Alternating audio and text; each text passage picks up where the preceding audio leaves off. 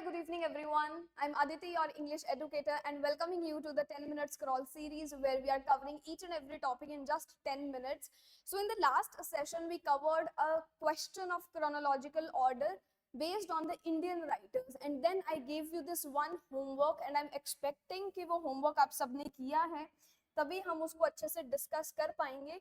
एक क्वेश्चन को 10 मिनट में सॉल्व करना आपके ऊपर डिपेंड करता है कि उस क्वेश्चन के बारे में आप सोच रहे हैं कौन सा आंसर होगा, और बस इतना ओवर कॉन्फिडेंट फील कर रहे हैं कि सही क्वेश्चन का आंसर कर लिया है.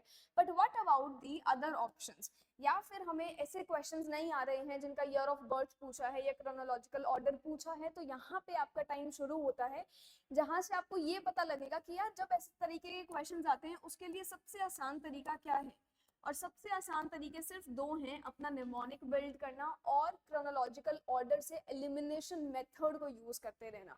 तो इस नोट पे आज का सेशन मैं आपके लिए करती हूँ start with that 10 minute scroll series.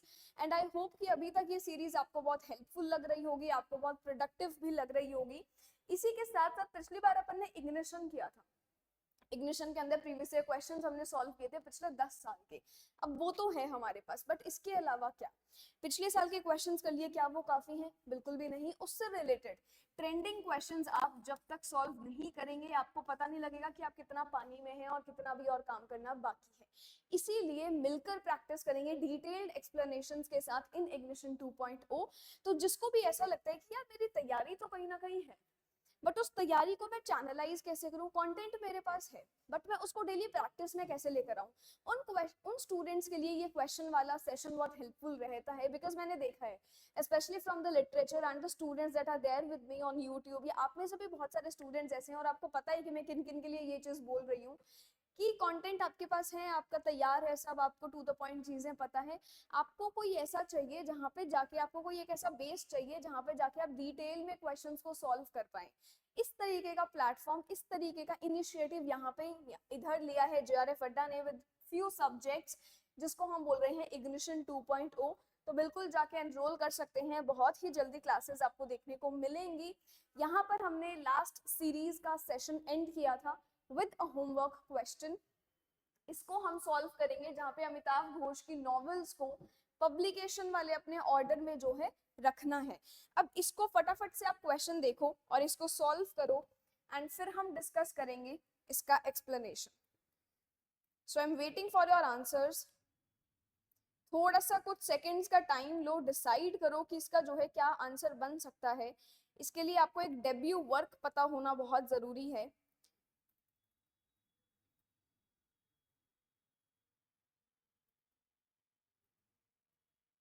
Amitabh Ghosh is one such writer जिस जो हमारे लिए बहुत इंपॉर्टेंट है एग्जाम के पॉइंट ऑफ व्यू से, और हमें इन्हें डिटेल में कवर भी करना है. So make sure that you know a few of these things. I hope कि अभी तक आपको पता लग गया होगा कि इसका सही आंसर जो है वो क्या आएगा and how would that start. तो यहाँ पे जो हम स्टार्ट करते हैं, सबसे जो मेरा एक डेब्यू वर्क आता है वो आता है सर्कल ऑफ रीजन. अगर आपको इतना पता है कि सर्कल ऑफ रीजन हमारा यहाँ पे डेब्यू वर्क है, पहला वर्क है, तो आप इसको बहुत अच्छे से आंसर कर पाएंगे. स्टोरी लाइन से याद रख सकते हो कि once upon a time a circle of reason spun endlessly in a village, जहाँ पे हमारी मुलाकात होती है शैडो लाइंस से. कहीं ना कहीं इस नैरेटिव में भी, पार्टीशन नैरेटिव में भी पास्ट और प्रेजेंट की बात करी जा रही है. ये थोड़े से अपने एनेक्डोट्स बना के अगर आप याद कर लेंगे कि सर्कल ऑफ रीजन है, इस विलेज में एंट्री ली, शैडो लाइन से मुलाकात हुई, ई बी करके अपना नैरेटिव बनाओगे, ऑप्शन नंबर 2 जो है आपका यहाँ पे एक सही आंसर आ जाएगा. मेरा नेमोनिक बहुत लेम है, कहने को मैं आपको सुना सकती हूँ, but I am very sure कि इससे भी बहुत अच्छा आप अपने लिए एक नेमोनिक बना लेंगे कि circle of reason, shadow lines, उसके बाद आता है एंटीक लैंड, और फिर मेरे ऐसे ऐसे और कुछ वर्क्स हैं जो मुझे देखने को मिलेंगे. उसी के बाद मेरा कैलकाटा क्रोमोसोम भी आएगा 1995, and then we have hungry tide 2004, sea of poppies 2008, और यहीं से मेरी एक ट्रायोलॉजी भी आती है, आईबिस ट्रायोलॉजी. और इसी के साथ साथ इनके जो भी रीसेंट वर्क्स हैं 2021, 22, 24, ये सारे के सारे वर्क्स आपको पता रहने चाहिए. इसी के साथ थोड़ा detailed explanation like we did with the last question. Circle of reason 1986 का है कि कैरेक्टर्स मेरे लिए बहुत इंपॉर्टेंट है. आलू, बलराम ऐसे कैरेक्टर्स हैं. शैडो लाइंस के सारे ही कैरेक्टर्स इंपॉर्टेंट है, स्टार्टिंग फ्रॉम त्रिदिव, इला, थमा the grand mother and the narrator in itself. Calcutta chromosome में आप देखेंगे मुरुगन, एल मुरुगन, उर्मिला और अंतर are some of the famous characters. Then in the Glass Palace in 2000 we have Rajkumar and Dolly. ये मेरे बहुत इंपॉर्टेंट कैरेक्टर्स हैं. इवन मैच द कॉलम में भी यहाँ से आपके क्वेश्चंस बनते हैं. जब आपको एक चीज पता लग जाए ना कि मेरे ये कुछ सेट ऑफ राइटर्स है और इनको सिर्फ उसके कैरेक्टर्स मुझे करने हैं, आपके लिए वो चीज बहुत इजी रहती है. ये टेम्पलेट मैंने आपको दिया है जहां से इसका सेटिंग आपको पता लग जाए, जहां से इनके कैरेक्टर्स भी आपको मिल जाए. So this table list is very much perfect for all of you.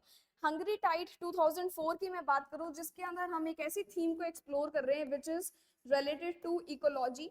2004 का ये वर्क है related to the culture of Sundarbans, जहाँ पे ये सेंट्रल कैरेक्टर पिया, रॉय, कनाई दत्त, फकीर ऐसे कैरेक्टर्स से आप यहाँ पर मिलते हैं. Moving on to our next slide where we have sea of poppies, जो मेरा 2008 का वर्क है. अगेन ये पूरा हमारा जो ट्रायोलॉजी है, ये ट्रायोलॉजी है आइविस ट्रायोलॉजी, और आइविस ट्रायोलॉजी में जो मेरा पहला वर्क है वो मेरा सी ऑफ पॉपीज है, जिसके अंदर कैरेक्टर्स आप देखेंगे तो दीति, नील, रतन, हलदार ऐसे कैरेक्टर्स हैं. Then we have river of smoke which is your second book in the trilogy. 2011 में ये वर्क आपको देखने को मिला with the characters like Bahram, Paulette, Robin. Bahram is one of the central characters. Flood of fire 2015 का है. केसरी, शरीर, मोदी जैसे कैरेक्टर्स आपको देखने को मिलेंगे. This marks your ending of the ibis trilogy. Final work है ये. और फिर एक इनका 2019 में वर्क आता है गन आइलैंड, जो कि एक्सप्लोर करता है क्लाइमेट चेंज जैसी थीम्स को, माइग्रेशन को. And a few central characters here we have Piya, Deen Dutta. ये कुछ कैरेक्टर्स, ये लिस्ट आपको ध्यान में रखनी है. एंड आई होप ये क्वेश्चन आपके लिए बहुत हेल्पफुल रहा हो. इसी ही तरीके से इंडियन राइटर्स के और कौन से सेट ऑफ क्वेश्चंस है जो आप कवर कर सकते हैं, starting from your 3 central Indian novelist R K Narayan, Mulk Raj Anand and your Raja Rao.